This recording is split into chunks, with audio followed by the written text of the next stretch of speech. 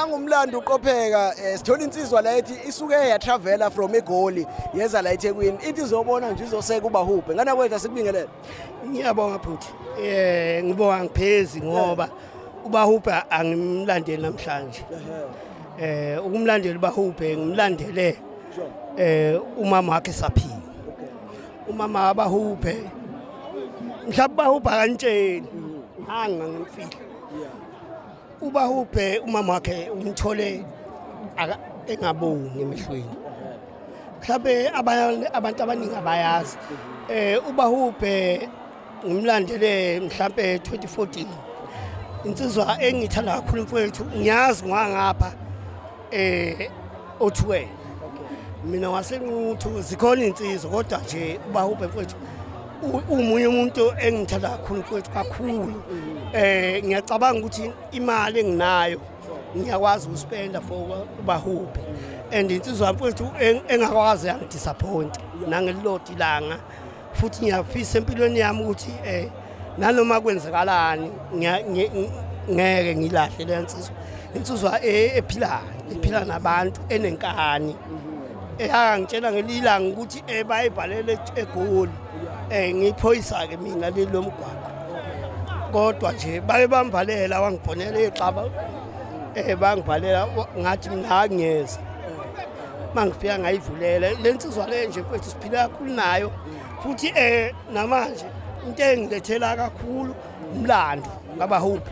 uBahubhe nje obezela enza le lokhuza le lokhuza le album S10 hey wazonke S10 njengoba inkungu S10 futhi kuyabiza ukuthi sonke abantu esithi siyamlandela futhi siyamthanda kunesenza iqiniso kuye ngoba uyasenzela iqiniso yabo uBahubhe uneqiniso futhi Mfethu njengoba esekhiphile ialbum manje ungathi nje kubantu ikakhulukazi abamesekayo.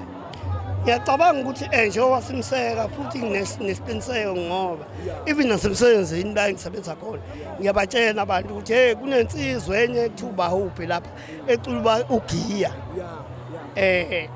Lensizwa ke futhi manje ukutshela iqiniso nje kwaye kwenzeka ukuthi lensizwa le abaningi bangibuza ekhaya ukuthi hayi lensizwa ngathi ibhimba mnandi ngabatshela ngathi hey lensizwa le ixakile. Yabona nje into engithanda uBahubhe iyo ukuthi akabheka abantu mhlawumbe nami ziningi into engamnika zona esingama advice kodwa into engibonga kuBahubhe ukuthi uyi and into engifisa abafethu ukuthi lensizwa le iqhubeke iphile kanje njengendlela ephila ngayo and inhliziyo yayo iyaphilela.